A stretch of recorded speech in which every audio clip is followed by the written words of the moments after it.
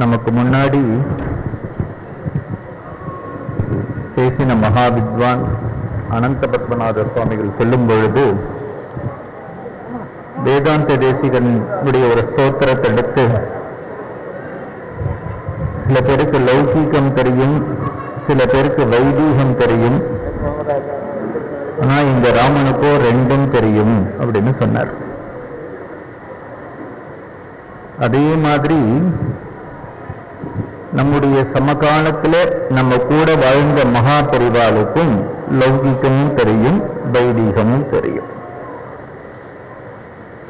வால்மீகி நாரதரை பார்த்து பிரஷ்னம் பண்ணும் பொழுது கோனஸ்மின் சாம்பிரதம் லோகே குணவான் கஸ்ய வீரியவான் தர்மஜ்ஞஸ்ய கிருதஜ்ஞஸ்ய சத்யவாக்கியோ திருடவர்தः சாரித்ரேன சேகோயுக்தः சர்வபூதேஷு கோஹிதः வித்வான் கஹா கஹா கஸ்யைக பிரியதர்ஷனः ஆத்மவான் கோ ஜிதக்ரோதா திதிமான் கோ அனசூயகா அப்படின்னு 16 கேள்விகளை கேட்கிறார்.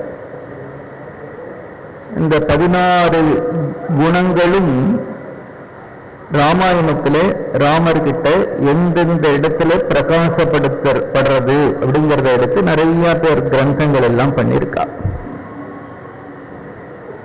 ராமாவதாரத்திலேயே ரொம்ப சிரேஷ்டம் என்ன அப்படின்னு குணம். அதனாலதான் கோனஸ்மின் சாம்பிரதம் லோகே குணவான் அப்படிங்கிறது தான் முதல் கேள்வி. குண பரிபூர்ணனா இருக்கிறது தான் ராமாவதாரத்துக்கு ராமருக்கு இருக்கக்கூடிய பெருமை. குஷலவர்கள் ராமச்சரித்திரத்தை தானம் பண்ணும் பொழுது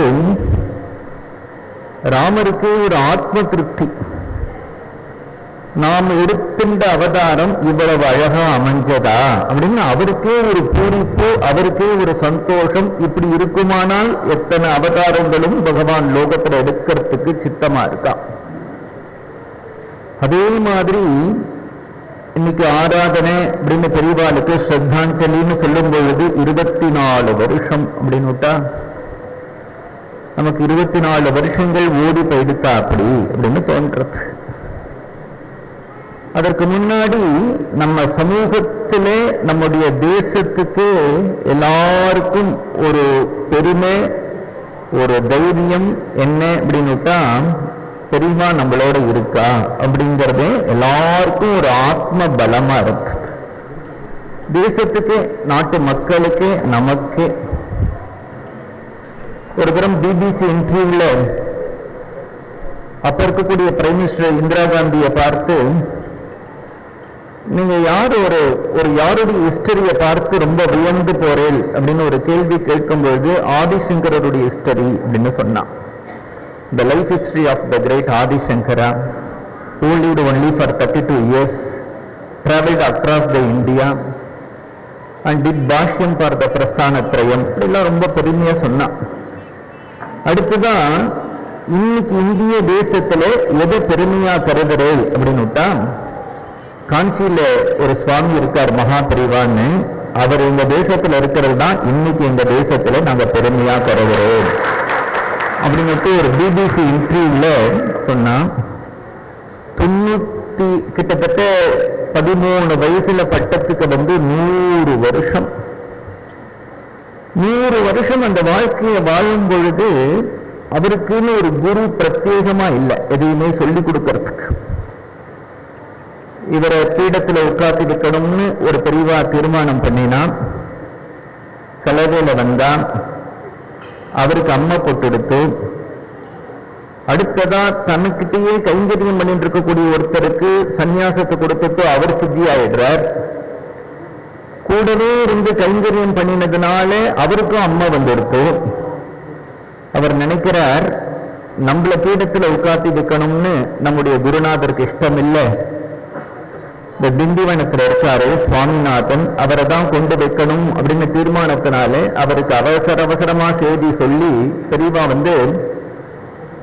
தன்னுடைய வாழ்க்கையில நடந்த இந்த சம்பவங்கள் எல்லாம் சொல்லும் பொழுது திண்டிவனத்துல பள்ளிக்கூடத்துல படிச்சுட்டு இருந்த என்ன கூப்பிட்டு வந்தா, எனக்கு எதுக்கு கூப்பிட்டு போறான்னு கூட தெரியாது. காஞ்சிபுரத்துல நான் இறங்கின பிறகு ஒரு மாட்டு வண்டியில கலவையில என்ன கூப்பிட்டு போனா. அப்ப கூப்பிட்டு போகும்பொழுது இந்த கூட இருக்கிறவாள்லாம் ஜாடமாடையா பேசிண்டான். உனக்கு சன்னியாசம் கொடுக்க போறான் அடுத்த பீடாதிபதி அப்படிலாம் சொன்னா எனக்கு ரொம்ப பயமா இருந்தது. அப்ப எங்க அம்மா ஒண்ணு சொல்லியிருக்கா, எப்பொழுதெல்லாம் உனக்கு பயம் வருதோ அப்பெல்லாம் ராமநாமம் சொல்லுன்னு எங்க அம்மா சொல்லியிருக்கான். அதனால நான் ராம ராம ராமான்னு சொல்லிண்டே கலவை போனேன். ஆனா எனக்கு சன்னியாசம் கொடுக்கறதுக்கு முன்னாடி அவர் சித்தி ஆயிட்டார். அப்ப இவருக்கு சன்னியாசாசிரமம் கொடுத்த பிறகு ஒரு மந்திரோபதேசம் பண்றதுக்கோ மடத்தினுடைய நித்திய அனுஷ்டானத்தை சொல்லித்தரத்துக்கோ நிர்வாகத்தை சொல்லித்தரத்துக்கோ பூஜையை சொல்லித்தரத்துக்கு கூட ஒருத்தர் கூட கிடையாது. வயசும் பெரிய வயசு இல்லை, பள்ளிக்கூடத்திலேயே பாதி படிப்பு நிறுத்திட்டு வந்த குழந்தை, 13 வயசு. பட்டத்துக்கு வந்த பிறகு அந்த மடத்துல இப்ப நிர்வாகம் பண்ணிட்டு இருக்கக்கூடிய ஸ்ரீகாரியம் ஒவ்வொருத்தரையா பெரிவாளுக்கு அறிமுகப்படுத்துறார். அறிமுகப்படுத்தும் பொழுது இவர் தான் சந்திரமௌலீஸ்வருடைய பூஜை கட்டில சந்தனம் அரைப்பார், இவர் தான் வில்வம் பறிச்சு வைப்பார், இவர் தான் சந்திரமௌலீஸ்வருடைய பிரசாதம் போடுவார். அப்படின்னு ஒவ்வொருத்தரையா யாரெல்லாம் மடத்துல பரம்பரையா கைங்கரியம் பண்ணிட்டு இருக்காளோ அவள் எல்லாம் சொல்லிட்டு இருக்கும் பொழுது முன்னாடி இருந்தாலே ஒரு பெரியவா அவருக்கு இவர் தான் தீர்த்த பாத்திரம் வைப்பார், ஸ்நானத்துக்கு வேண்டிய எல்லா விவஸ்தையும் பண்ணுவார், அவருடைய மடி வஸ்திரங்கள்லாம் பார்த்துப்பார். அப்படின்னு சொல்லும் பொழுது அந்த வயசான பெரியவர் அழும் பொழுது இந்த மடத்து மேனேஜர் கேட்கிறார், ஏன் அழற? இல்லை, இதுக்கு முன்னாடி ஒரு பெரியவா இருந்தாலே அவருக்கு நான் கைங்கரியம் பண்ணிட்டு இருக்கும் பொழுது மனசுக்குள்ள ஒண்ணு நினைச்சுப்பேனா, இப்பேற்பட்ட ஒரு பெரிவாளுக்கு கைங்கரியம் பண்ணினா வேற யாருக்கும் பண்ணக்கூடாது அப்படின்னு எனக்குள்ள ஒரு எண்ணம். அப்படி ஒரு பெரியவர் அவர். இப்ப குழந்தையா அவர் வந்திருக்காரு, இவருக்கு பண்ண சொல்றேலே. அந்த மடத்துல இருக்கக்கூடிய ஸ்ரீகாரியம் மேனேஜர்லாம் சொல்றா, அந்த பெரியவா வேற இந்த பெரியவா வேற எல்லாம் பிரிக்க கூடாது, அப்புறம் எப்படி நிர்வாகம் நடக்கும், எல்லாரும் ஒரே பெரியவா தான் அப்படின்னு அவரை ரொம்ப சத்தம் போடுறார். மடத்திலேருந்து வேலையிலேருந்து நிறுத்திட்டாலும் அவளுக்கு குடும்பம் நடத்துறது ரொம்ப சிரமம். ஏன் அப்படின்னுட்டா அவெல்லாம் பரம்பரையா இந்த மடத்துல கைங்கரியம் பண்ணிட்டு இருக்கிறவா. பையன் வந்து கைங்கரியம் பண்ணுவான், பேரன் வந்து கைங்கரியம் பண்ணுவான், அப்படி ஒரு பரம்பரை. 13 வயசு அன்னைக்குதான் பட்டத்துக்கு வந்து ஒரு நாளோ 2 நாளோ ஆகிறது. குழந்தையான இந்த பாலசுவாமிகள் பார்த்துட்டு இருக்கார். அப்ப அவர் கூப்பிட்டு அந்த கைங்கரியம் என்றவரை கூப்பிட்டு சொல்றார், உங்களுடைய சங்கல்பம் அது மாதிரி இன்னொரு சுவாமிகளுக்கு பக்கத்துல இருந்து தீர்த்த பாத்திரம் எடுத்து வச்சு மடி வஸ்திரம் எடுத்து வச்சு அதுதானே பண்ணக்கூடாது, மடத்துல வேற கைங்கரியம் பண்ணலாம் இல்லையா அப்படிங்கிறார். பண்ணலாம்னா அவரை பூஜை கட்டில ஏதாவது போடு, அவர் பண்ணின சங்கல்பத்தை நம்ம மாற்ற வேண்டாம் அப்படின்னு தான் குணவான். குழந்தையா பிறந்த அன்னைக்கு அவருடைய ஒரு மடத்துல வந்த அன்னைக்கு ஒரு பரிபக்குவம் எப்பேற்பட்டதா இருக்கு. புதுப்பிரிவா பட்டத்துக்கு வந்தா இளையாத்தாங்குடின்னு ஒரு கஷேத்திரம். அந்த இளையாத்தாங்குடியில கஷேத்திரத்துலதான் புதுப்பிரிவால ரொம்ப நாளைக்கு வச்சுட்டு அவருக்கு வித்யா அபியாசங்கள்லாம் நடந்தது. சாஸ்திரத்திலே வியாக்கரணம் தர்க்கம் இதெல்லாம் ரொம்ப கஷ்டமான ஒரு சாஸ்திரம். ஆந்திரால மேண்டலிக்கம் ஏதோ ஒரு ஊர் கிராமம், அந்த ஊர்ல வெங்கடேச சாஸ்திரின்னு ஒருத்தர் இருந்தார். அன்றைய தேதியிலே தர்க்கத்தில் அவர் தான் இந்தியாவிலேயே நம்பர் 1 வித்வான். பெரிய பிரிவா அவரை கூப்பிட்டு வந்து அவர்கிட்ட புது பிரிவாளுக்கு பாடமாகணும்னு ஆசை. அவரை வர சொல்லியிருக்கார். அவருக்கு சம்ஸ்கிருதம் தெரியும், தெலுங்கு தெரியும், தமிழ் தெரியாது. ட்ரெயின்ல வரும்போது திருமையம்னு ஒரு ஊர்ல இறங்கி அங்கிருந்துதான் இந்த இளையாத்தாங்குடிங்கிற கிராமத்துக்கு வரணும். அப்படி வரும்போது கூட நிறைய பேர் நல்ல வைதிக அனுஷ்டானத்தோட வைதிக லட்சணத்தோட அந்த ட்ரெயின்ல டிராவல் பண்றா. அவள்கிட்ட எல்லாம் சம்ஸ்கிருதத்துல கேட்கிறார், இங்க காஞ்சி மகா சுவாமிகள் வந்து எங்கேயோ தங்கியிருக்காராமே, எந்த ஊர்ல தங்கியிருக்கார், அந்த ஊருக்கு எப்படி போகணும், திருமயங்கிற ஸ்டேஷன் எங்க வரும், எங்க இறங்கணும்னு கேட்கிறார். கூட இருக்கிற அத்தனை பேரும் எங்களுக்கு காஞ்சி பெரியவாளா மகா சுவாமிகளா அதெல்லாம் ஒன்றும் தெரியாதுன்னுட்டா. இவருக்கு சம்ஸ்கிருதம் தெரியுங்கிறதுனாலே ஒவ்வொரு ஸ்டேஷன்லையும் திருமயம்னா ஹிந்திலையும் எழுதியிருக்கோம் இல்லையா, அதை படிச்சு இறங்கி புதுப்பிரிவாளுடைய சன்னிதானத்துல வந்து நின்னா இவரோட யார் ட்ரெயின்ல எல்லாம் கூட வந்தாலோ அவெல்லாம் புதுப்பிரிவா பக்கத்திலேயே நின்று இருக்கா. யார் வந்து மடம்னா என்னன்னு தெரியாதுன்னு சொன்னாலும் இவருக்கு ரொம்ப வருத்தம். இந்த மடத்துல வந்திருக்கிற ஒரு பால சுவாமிகளுக்கு பாடம் சொல்லி கொடுக்கறதுக்காக நம்மளை வரவேற்றிருக்கா. நம்ம இவாள்கிட்ட ஒரு வாட்சகாயம் கேட்டோம். ஆனா மடமா காஞ்சிபுரமா சுவாமிகளா யாரும் தெரியாதுன்னு சொல்லிட்டு இவெல்லாம் கூட வந்து நிக்கிறாளே அப்படின்னு உடனே திருப்பிரிவாழ்கிட்ட அவர் மெதுவா கேட்டார், இவெல்லாம் யாரு? இவெல்லாம் மடத்து வித்வான்கள். மடத்து வித்வான்களா? நான் அப்படியே ட்ரெயின்ல வரும்போது மடம் எங்க கேம்ப் பண்ணிருக்குன்னு கேட்டு இவெல்லாம் தெரியாதுன்னு சொல்லிட்டா, இப்ப உங்க பக்கத்துல வந்து நிக்கிறாளேன்னு உடனே புதுப்பெரிவா சொன்னா, இது அப்படியே பெரிய பெரியவாட்ட போய் சொல்லுவோம். நம்ம இளையாத்தான்குடியிலே ஒரு குளம், அந்த குளத்துல பெரியவா ஸ்நானத்துக்கு தயாராயின்னு இருக்கார். புதுப்பெரிவா வரார், இவா கூட இந்த வித்வான்கள்லாம் வரா, அந்த வெங்கடேச சாஸ்திரியும் வரார். இவர் வேக வேகமா வரத பார்த்துட்டு பெரிய பெரியவா ஹாஸ்யமா, சுவாமிகளே ஸ்வாகத்தம் கிம் விஷயா அப்படின்னார். இந்த நடந்த விற்த்தாந்தங்கள்லாம் சொன்ன உடனே அத்தனை பப்ளிக் அங்க இருக்கான், சேவார்த்திகள்லாம். பெரியவா சொன்னா, உனக்கு பாடம் சொல்லி கொடுக்க வந்த வாத்தியாருக்கு திருமயங்கிற ஊர் எங்க இருக்குன்னு தெரியாது, மடம் எங்க கேம்ப் பண்ணிருக்குன்னு தெரியாதுன்னு நம்ம மடத்து வித்வான்கள்லாம் சொல்லிட்டான். அதனால அந்த மடத்து வித்வான்கள் மேலெல்லாம் உனக்கு கோபம். இவாளை போல பொல்லாதவா இல்லைன்னு நீ நினைக்கிற, அப்படிதானே அப்படின்னார். ஆமா. உடனே பெரியவா பதில் சொன்னா, நான் என்ன நினைக்கிறேன்னா, நம்ம மடத்து வித்வான்களை போல நல்லவாளே இல்லைன்னு நினைக்கிறேன் அப்படின்னார். எல்லாருக்கும் ஒன்றும் புரியல. புதுப்பிரிவாளை பார்த்து சொன்னார், வேற ஏதாவது ஸ்டேஷனை காமிச்சு இதான் திருமயம் இறக்கி விடாம இருந்தா இல்லையா, அதுவே அவ பண்ணின பெரிய உபகாரமாச்சு அப்படின்னு. அப்ப புதுப்பிரிவா நமஸ்காரம் பண்ணி, இந்த மாதிரி லோகத்தை பார்க்கிற திருஷ்டி எனக்கும் வரட்டும்னு அனுகிரகம் பண்ணுங்க அப்படின்னுதான் குணவான். இந்த மாதிரி மகாபிரிவாளுடைய புதுப்பிரிவாளுக்கு பட்டத்தை கொடுத்தார். பட்டத்தை கொடுத்துட்டு கீழம்பின்னு ஒரு கிராமத்திலிருந்து கிளம்பி அப்படியே கார்வேட் நகர் பக்கம் போயிட்டார். பிரிவா ஏன் போனா அப்படின்னா, கைதி தசரதன் வரம் கேட்கும்போது ராமர் காட்டுக்கு போகணும் தான் வரம் கேட்டாலே தவிர காட்டுல நடந்துட்டே இருக்கணும்லாம் வரம் கிடையாது. சித்திரகூடமும் அந்த காடுதான் ரொம்ப ரம்யமான ஒரு பிரதேசம். ராமாயணத்துல சித்திரகூட வர்ணனையே ரொம்ப அழகா இருக்கும். வனவாசத்திலே பிராட்டியோட பிரபு கொஞ்ச நாள் சந்தோஷமா இருந்த இடம் சித்திரகூடம் தான். ராமர் அடுத்ததா பிரவிஷத்து மகாரண்யம் ஆரம்பிக்கிறது இல்லையா, ஆரண்ய காண்டம். அந்த ஆரண்யத்துல பிரவேசிக்காம சித்திரக்கூடத்திலே இருந்திருக்கலாம். ஏன் உள்ள போனார் அப்படின்னு, பரதன் அயோத்தியில் இருக்கக்கூடிய அத்தனை பிரஜைகளோட தன்னை தேடிண்டு வந்தான். எல்லாரும் இப்ப பரதன் போனதுனால திரும்பி பின்னாடி போயிட்டார். ராமர் இருக்கிற இடம் எல்லாருக்கும் தெரிஞ்சு போயிடுச்சு. இந்த ராமரை போய் கூப்பிட்டு வரத்துக்காக அதுக்கான ரோடு அதுக்கான வழிகள்லாம் வேற சரியா பண்ணிருக்கான் பரதன். அதனால இப்ப என்ன ஆகும்னா, போற மாதிரி எல்லாரும் போக்கு காண்பிச்சுட்டு திருப்பி ராமரையே வந்து சுத்தின்னு இருப்பார். அயோத்தியில் இருக்கிற அத்தனை பிரஜைகளும் ஆத்துல ஒரு கல்யாணம்னா ராமரை தேடிண்டு வந்துருவா.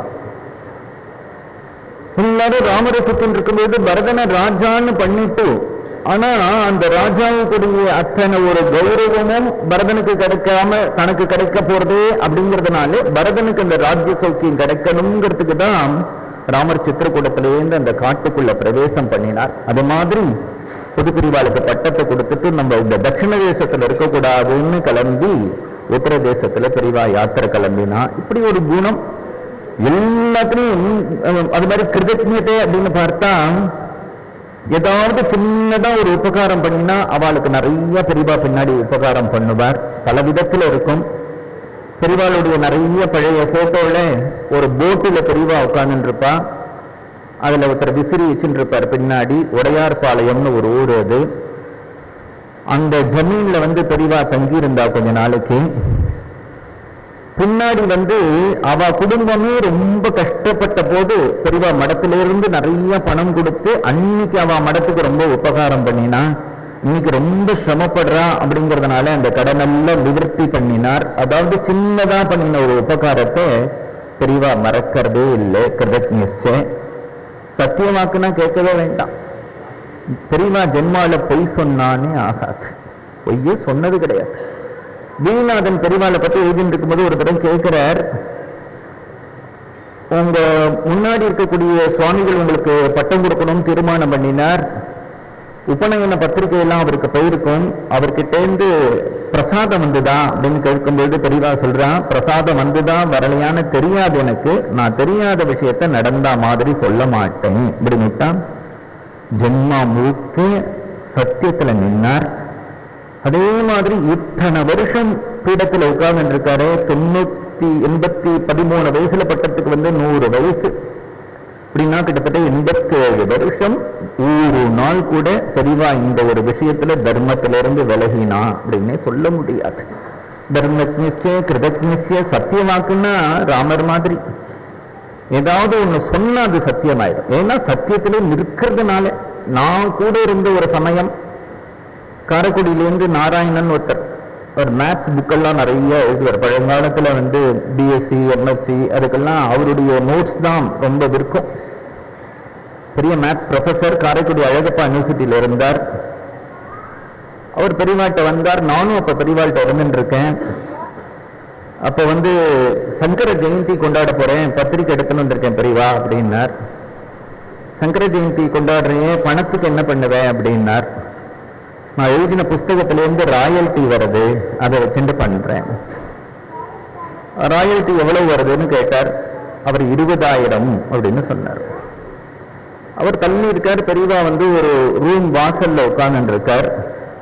2 தரம் காது அப்படி வச்சுட்டு 60,000 அப்படின்னார். அவர் இல்லை 20,000 அப்படின்னார். சரி, இன்னொரு பழத்தை அனுகிரகம் பண்ணி கொடுத்துட்டு போயிட்டார். நான் அந்த சந்தர்ப்பத்தில் ஒரு வாரம் 10 நாள் பெரியவாளோடய இருந்துட்டு இருக்கேன். காரைக்குடிக்கு போனவர் 4 நாள்ல திரும்பி வந்தார். ஆத்துக்கு போனா 60,000க்கு ஒரு டிராஃப்ட் வந்திருக்கு.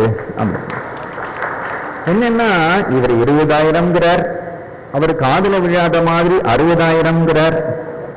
இது மாதிரி இப்ப இவர் தெரிஞ்சுட்டு சொல்றாதா, அவர் சொல்றது சத்தியமாகிறதா? இது வந்து ஒரு ஒரு மகாத்மியம் தசிய சூட்சியத்தைங்கிற மாதிரி ஒரு 2 விஷயங்களை தவிர அவளுக்கு அநேக அனுபவங்கள், அவ்வளவு விஷயங்கள். அவர் சத்தியத்தை சொல்றது மட்டும் இல்லை, எதை சொல்றாரோ அது சத்தியமாயிடும்.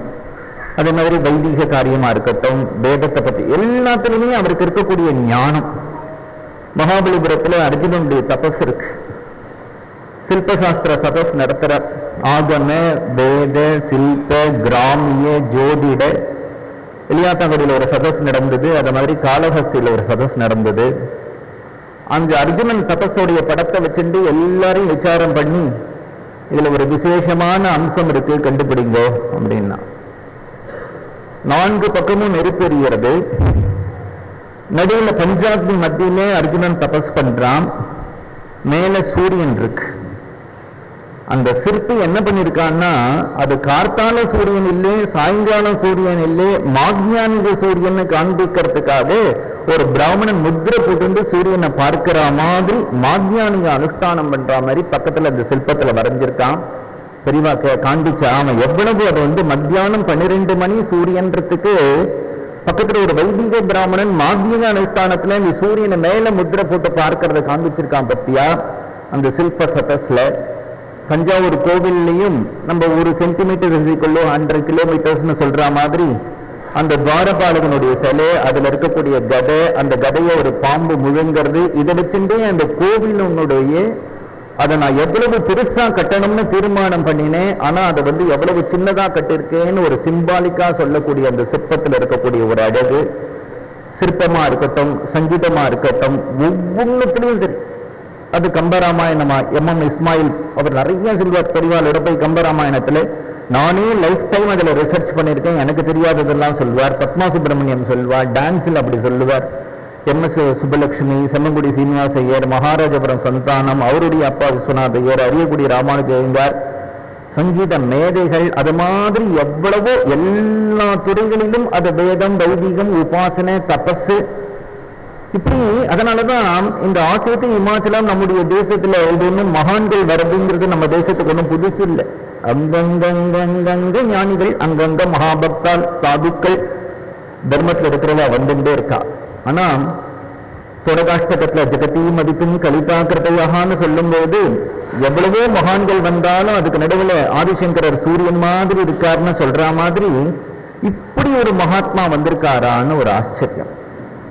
ஏன் அப்படின்னா அன்னைக்கு மகாத்மா காந்தி வந்தா அவரோடையும் பேச தெரியும், இந்திரா காந்தி வந்தா அவரோடையும் பேச தெரியும், மொரார்ஜி தேசாய் வந்தா அவரோடையும் பேச தெரியும், சஞ்சீவ் ரெட்டி வந்தா அவரோடையும் பேச தெரியும், ராஜீவ் காந்தி வந்தா அவரோடையும் பேச தெரியும், விபி சிங் வந்து பார்த்திருக்கான் அவரோடையும் பேச தெரியும், வினோபா வந்து பார்த்தாரு அவரோடையும் பேச தெரியும், எம்ஜிஆர் வந்து பார்த்திருக்கார் அவரோடையும் பேச தெரியும், காமராஜர் வந்து பார்த்தாரு அவரோடையும் பேச தெரியும், பக்தவச்சல வந்து பார்த்தாரு தெரியும். இது சாதாரண பேச்சில்லை. இன்னைக்கு இருக்கக்கூடிய பாலிடிக்ஸ், இன்னைக்கு இருக்கக்கூடிய Rajya Sabha members, parliament members, Indian constitution என்ன சொல்றது, சிவில் லாஸ் என்ன சொல்றது, அத்தனையும் தெரியும் அவருக்கு.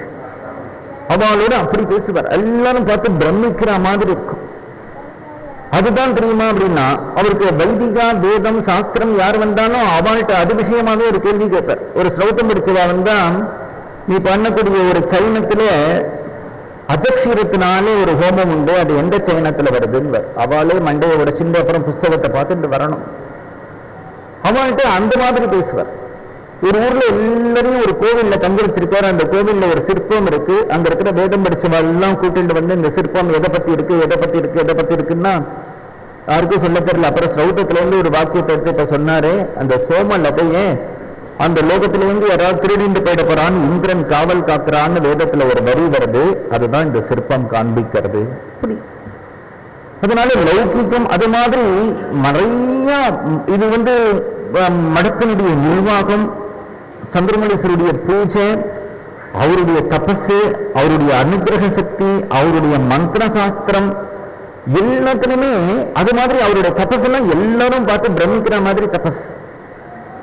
அவர் இல்லை அப்படின்னா பல விஷயங்களுக்கு அது என்னன்னே தெரிஞ்சிருக்காது. மதராஸ்ல ஆண்டவன் பிச்சைன்னு ஒரு அம்மா இருந்தா, அவ உடம்புல திடும்னு ஒரு மகாத்மா உள்ள பிரவேசிச்சுட்டார். திடும்னு பாட்டா வரும், பாடுவான், யாருக்குமே ஒன்னும் புரிஞ்சுக்க முடியல அவளை. அப்புறம் பெரிய பெரிய வாட்ட போனா சொல்றார், ஆதிசங்கரர், திருமூலர், விக்ரமாதித்தன், இன்னும் ஒரு அருணகிரிநாதர் 4 பேர் தான் கூடு விட்டு கூடு பாஞ்சிருக்கா.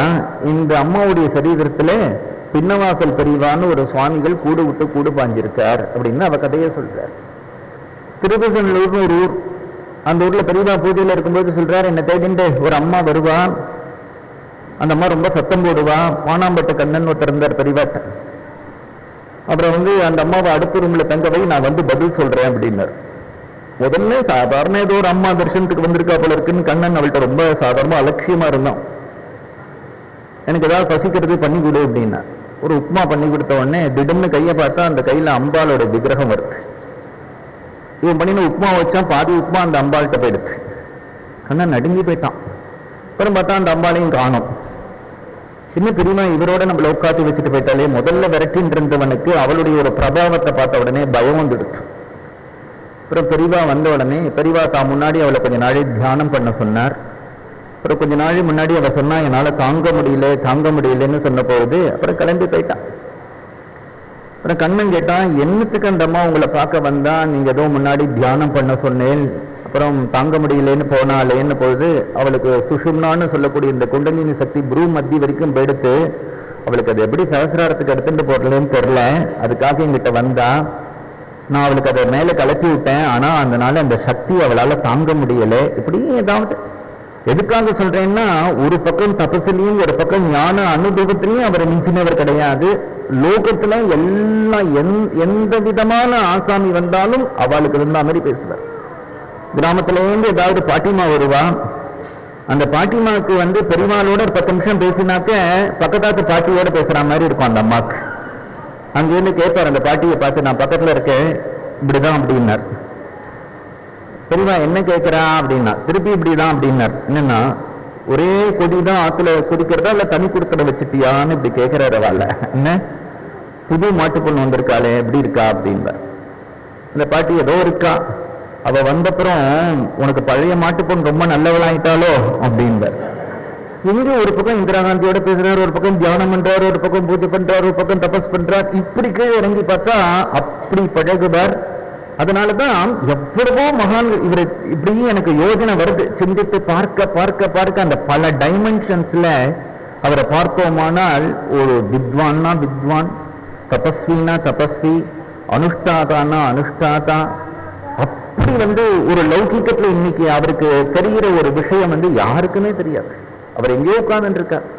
ஆனா இன்னைக்கு நாட்டு நடப்பு, உலகத்துல ஜனங்கள் எப்படி இருக்கா எல்லாம் அவருக்கு நன்னா தெரியும். அது மட்டும் இல்லை, எவ்வளவோ ஃபாரினர்ஸ் அவளை பார்க்க வரும்போது அவா நாட்டினுடைய கல்ச்சர், அவா நாட்டில் இருக்கக்கூடிய கிரந்தங்கள், அவா நாட்டினுடைய ஹிஸ்டரி எல்லாத்தையும் அவள்கிட்ட பேசுவார். இப்படிதான் தோன்றது தெரியல. அதனால அவர் இருந்துருக்கிற வரைக்குமே நமக்கு ஒரு பெரிய ஒரு பலம். நமக்கு நம்ம போய் தரிசனம் பண்றோமோ பண்ணலையோ, ஒருத்தர் இப்படி ஒரு பெரியவா நம்ம கூட, ஒரு வீட்டுல ஒரு அப்பான்னு இருந்தா ஒரு குழந்தை நிம்மதியா இருக்கும் இல்லையா, நம்மளை பார்த்துக்கிறதுக்கு ஒருத்தர் இருக்கா. அந்த மாதிரி அவர் இருந்தது நம்ம எல்லாருக்குமே பலமா இருக்கு. எல்லாருக்குமே 1982-83 மெட்ராஸ்ல ஒரு தரம் பஞ்சம் வந்துடுச்சு. தண்ணியே இல்லை, மழையே இல்லை.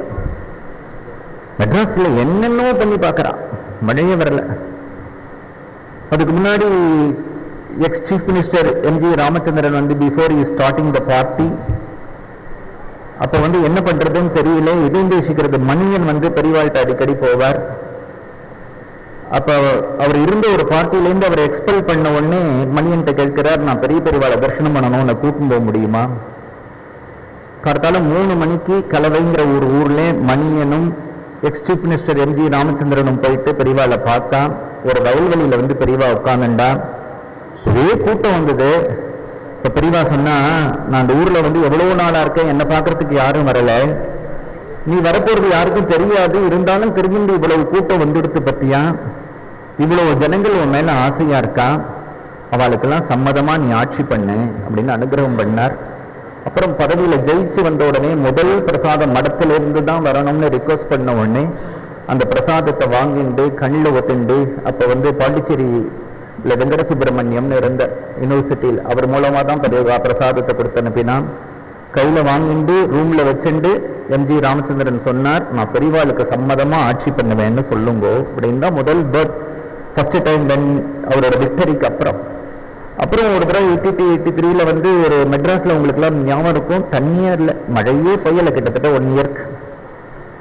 என்னென்னவோ பண்ணி பார்த்தா. அப்புறம் ஃபாரின்ல இருந்து ஏதோ கிளவுட் எல்லாம் தூரினா மழை பெய்யும் அப்படின்ட்டு. அப்புறம் கார்த்தால ஒரு நாளைக்கு 3 மணிக்கு எம்ஜி ராமச்சந்திரன், பலம்புரி ஜான், ஆரம் வீரப்பன் இவர்கள் எல்லாம் கூப்பிட்டு, நான் இப்ப தியானம் பண்ணினேன், மெட்ராஸ்ல ஏன் மழை பெய்யலேன்னு ஒரு கேள்வி கேட்டு எனக்கு தியானத்துக்கு பதில் கிடைச்சது அப்படின்னாரு. என்ன பதில்னா, காஞ்சி பெரியவா நம்மளோட இல்லை, அதனாலதான் மழை பெய்யல, அவர் சதாரா பக்கம் எங்கேயோ இருக்கார், நான் லெட்டர் எழுதி தரேன், நீ அவரை கூப்பிட்டு வா. போய் கூப்பிட்டா.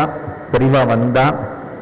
வரும்போது எப்படி இந்த ரிஷி சிங்கர் அங்கதேசத்துல வந்த உடனே மழை பெய்யறதுன்னு உடனே பெரியவா அந்த ஆந்திராலேருந்து அந்த சித்தூர் பார்டரை தாண்டி தமிழ்நாடு எல்லை உங்களை வரவேற்கிறதுன்னு ஒரு கல் இருக்கும்.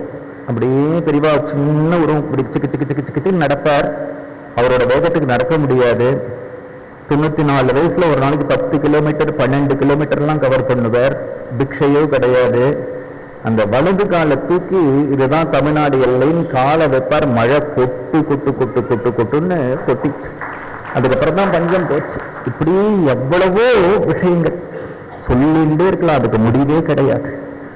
அதனால அப்படி முன்னாடி அவரோட பார்க்கும்போது கிட்டக்கு போகிறதுக்கு அவருடைய ஒரு காம்பீரியம் ஒரு பயத்தை கொடுக்கும். கிட்டக்கு போனா குழந்தையாக இருப்பார், மதுரமா இருப்பார். அப்படி ஒரு லாலனா இருக்கும். அதெல்லாம் அனுபவிச்சவாளுக்கு தான் தெரியும். அதனால இன்னைக்கு அவரோட 24வது ஸ்ரத்தாஞ்சலின்னு நம்ம பண்ணும்போது மனசுல 24 வருஷம் ஆயிடுச்சே அப்படின்னு தோன்றது. ஆனாலும் சாஸ்திரங்கள்லாம் என்ன சொல்லியிருக்கேன்னா, ஒரு மகாத்மா காட்டின வழி எவ்வளவு நாள் உலகத்துல இருக்கோ அவ்வளவு நாள் அவர் நம்ம கூட இருக்கார். ராமாயணத்தெல்லாம் பாராயணம் பண்ணிட்டு கடைசி சகஸ்ராத்தியாயங்கள் ஆரம்பிப்பான். இது முடியக்கூடாது. அந்த மாதிரி எந்த வரைக்கும் சித்தி ஆனாரோ அதுக்கு அடுத்த நாள் திருப்பி அனுஷ நட்சத்திரம் வரும். அதனால நான் திரும்பி இந்த உலகத்துல தான் இருக்கேன்னு சொல்ற மாதிரி இருக்கு. துவாதசி அன்னைக்கு சித்தியான மறுநாளைக்கு நட்சத்திரத்தை எடுத்து பார்த்தா அனுஷ நட்சத்திரமா இருக்கு. அவர் நமக்கெல்லாம் ராத்திரி பகலாம் சாஸ்திரத்தினுடைய பகவானுடைய மூச்சாவே வேதம் இருக்குன்னு சாஸ்திரங்கள்லாம் சொல்றாங்க. அந்த மாதிரி தன்னுடைய ஜென்மா முழுக்க வேதம் வேதம் வேதம் வேதம் வேதம் வேதத்துக்கு எப்படி பாடசாலை ஆரம்பிக்கலாம், சாஸ்திரம் படித்த வாழ்க்கை எப்படி சம்மானம் பண்ணலாம், குருவார சதஸ் எப்படி நடத்தலாம், வேத பாஷ்யம் படித்த வாழ்க்கை எப்படி பண்ணலாம், ஒரு குடும்பத்தில் புதுசாக வேத அத்தியாயனம் பண்ண வரவாளை தவிர நேம அத்தியாயனமாக பண்ணுறவாளுக்கு எவ்வளவு கொடுக்கலாம், சௌத்தத்தை எப்படி போஷிக்கலாம். இன்னைக்கு எங்கேயாவது வேதம், எங்கேயாவது வேத பாஷ்யம், எங்கேயாவது ஸ்ரௌத்தம், எங்கேயாவது சாஸ்திரம் இருக்குன்னா அவருடைய ஒரு அனுகிரகத்தினால தான் இன்னைக்கு ஏதோ ஒரு கணபாட்டிகள் வைதிகம் வேதங்கிற ஒரு சப்தங்கள்லாம் இன்னைக்கு இருந்துருக்கு. அப்படி தன்னுடைய ஜென்மா முழுக்க அப்படி நமக்காக லோகத்துக்காக அப்படி ஒரு பரம உபகாரம் பண்ணிட்டு போயிருக்கார். அப்போ எப்படின்னா ஒரு வேதாந்தி கிரந்தம் எழுதினான்னா அதில் விரக்தியும் ஞான வாசனையும் தான் இருக்கு. ஒரு பக்தன் கிரந்தம் எழுதினான்னா அதில் பக்தி வாசனை தான் இருக்கு. ஒரு லௌகீகம் கிரந்தம் எழுதினான்னா அதில் லௌகீக வாசனை. வேதம் தான் பக்ஷபாதம் இல்லாமல் எல்லாத்தையும் எழுது. அது மாதிரி மகாபரிவா காமாட்சியினுடைய அவதாரமா, ராமருடைய அவதாரமா, கிருஷ்ணருடைய அவதாரமா, எந்த தெய்வத்தினுடைய அவதாரம் அப்படின்னு விசாரம் பண்ணினா சாட்சாத் வேதம் தான் மகாபரிவான்ற ரூபத்தில் வந்திருக்கு. வேதத்தினுடைய பிரத்யட்ச அவதாரமாக இருக்கிறதுனால தான் ஒரு ஆலமரம் மாதிரி இருந்து அதுக்கு கீழே எல்லா தர்மங்களையும். யாராவது ஒரு பாகவதம் வந்தான்னா உங்கள் ஊரில் ஏகாசி பஜனை பண்ணுவேன், அவரை கிளப்பி விடுவார். அவர் விசாரிப்பார், ஏகாசி பஜனை நடக்கிறதா, எவ்வளோ பேர் இருக்கா, உங்கள் ஊரில் நீ வீட்டை சொல்லு. அது மாதிரி மஞ்சக்குடி ராஜகோபால சாஸ்திரி இருந்தார், அவரை கூப்பிட்டார். நீ ஒவ்வொரு ஊர்லேயா போய் யாராவது வராலா வரலையான்னு பார்க்காத ஒரு மரத்தடியில் உட்காந்துக்கோ, இல்லைன்னா பஜனை மடத்தில் உட்காந்துக்கோ, அந்த ஊரில் சிவன் கோவில் பெருமா கோவில் உட்காந்துக்கோ. எல்லாரும் பித்திருத்தரமாக பண்ணணும், அமாவாசை தர்ப்பணமோ கிரகண தர்ப்பணமோ எல்லாம் பண்ணாமல் இருக்கக்கூடாது.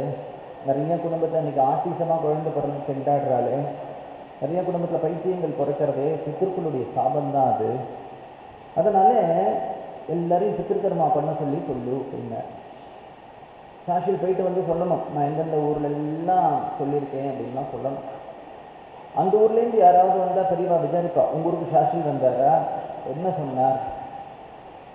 பெரியவாள்கிட்ட ஒருத்தர் சொன்னார், எங்கள் ஊருக்கு சாஷியில் ஒருத்தர் வந்தார், நான் உபன்யாசம் பண்ணுறதை கேட்டுட்டு ஒருத்தர் அமாவாசை தர்ப்பணமே பண்ணாதவன் திடீர்னு புதுசாக அமாவாசை தர்ப்பணம் பண்ண ஆரம்பித்தான். அடுத்த அமாவாசை அன்னைக்கு அவன் பையன் உட்காந்து அமாவாசை தர்ப்பணம் பண்ண ஆரம்பித்தானா. என்னப்பா நீ பண்ணுறியே, நான் எப்பப்பா பண்ணுறதுன்னு கேட்டான். அடுத்த தடவை சாஸ்திரம் வரும்போது பெரியவா சொன்னான், நான் எல்லாரையும் பித்திருக்கர்மா பண்ணுன்னு அழகாக சொல்லிட்டு இருக்கேன், நீ எல்லாத்தையும் சிரிக்க சொல்லிட்டு இருக்கியா அப்படின்னு. அவர் சொன்னார், நான் இன்னும் போக மாட்டேன் இந்த பிரச்சாரத்துக்கு. ஏன்னா நான் ரோட்டில் போனாலே எல்லாரும் என்ன பித்திருக்கர்மா போகிறதுன்னு பரிகாசம் பண்ணுறான். பித்திரு பூஜைன்னு மாற்றிக்கோ, ஆனால் நல்ல விஷயத்தை சொல்கிறத மட்டும் நிறுத்தாத அப்படின்னு மஞ்சக்குடி ராஜகோபால சாஸ்திரி அவர் பெரியவாழ்க்கை ரொம்ப அவரோட ஒரு இதெல்லாம் ரொம்ப அழகாக இருக்கும். ஒரு நாளைக்கு பிக்ஷாவந்தனம் முடிச்சுட்டு அவருக்கு பிரசாதம் கொடுக்கும்போது இந்த பிரசாத தட்டை பிடிச்சுன்னே பெரியவா நிற்கிறா. நான் இன்னைக்கு ரொம்ப சந்தோஷமாக இருக்கேன்டா அப்படின்னா மஞ்சக்குடி ராஜகோபாலுக்கு சுவாமி நிற்கிறார். எல்லாரும் பெரியவாக்கு பிக்ஷை பண்ணிட்டு இன்னைக்கு பெரியவாக்கு பிக்ஷை பண்ணினோன்னு சந்தோஷமாக போவா, ஆனால் நான் இன்னைக்கு ரொம்ப சந்தோஷமாக இருக்கேன். ஏன்னா ஒரு வைதிகன்ட்டேந்து பிக்ஷை கிடைச்சிருக்கு எனக்கு, அதனால் நான் இன்னைக்கு ரொம்ப சந்தோஷமாக இருக்கேன் அப்படின்னா. ஒரு சில பேர் அவரை சொன்னால் வெளிநாட்டிலெல்லாம் ஒன்றுமே தெரியாதவெல்லாம் பேசுகிறா, நீங்கள் வெளிநாட்டிலெல்லாம் உபன்யாசம் பண்ணலாமேன்னு இந்த மஞ்சக்குடி ராஜகோபால சாஸ்திரியில் கலக்கி விட்டதுனால அவருக்கும் கொஞ்சம் ஆசை வந்துருக்கு. ஆனால் பெரியவாளை கேட்காம எப்படி போகிறது, பெரியவாள்கிட்ட கேட்கணும். இந்த விஷயத்தை பிரஸ்தாபிக்கிறதுக்கே பயம், அப்படிலாம் பேசிட முடியாது. போய் தயங்கி ஆரம்பிக்கலாமா வேண்டாமான்னு தயங்கி நிற்கிறார். ஆனால் அவரால் அந்த சப்ஜெக்டை எனக்கு பேசவே முடியல. அங்கேருந்து கிளம்பும்பொழுது பெரியவா கேட்குறா, வேற ஒன்றும் இல்லையே, வேற எதுவும் சொல்ல வந்தியா அப்படிங்கிற. ஒன்றும் இல்லைங்க. அப்புறம் சிரிச்சுண்டே, உனக்கும் எனக்கும் என்னத்துக்குடா அமெரிக்கா அப்படின்னு ஒன்றுமே சொல்லலை. பாலகிருஷ்ண சாஸ்திரி இருந்தார், அவர் நான் ஃபாரின் போகிறேன்னார். இந்தியாவில் இருக்கிற எல்லா ஊர்லையும் நீ முதல்ல கதை சொல்லிட்டியா அப்படிங்க, முதல்ல கதை சொல்லிட்டு வா, அப்புறம் நீ ஃபாரின் போகலாம் அப்படின்னார். இந்த மாதிரி பெரியவாளுடைய ஹிதோபதேசங்கள் அதனால தான் அவரை பற்றி சிந்தனை பண்ணும்போது அவருடைய ஒரு எல்லாத்துலேயும் அவர் படிச்சுட்டெல்லாம் அந்த பீடத்துக்கு வரல, பள்ளிக்கூடத்திலேருந்து தான் வந்தார்.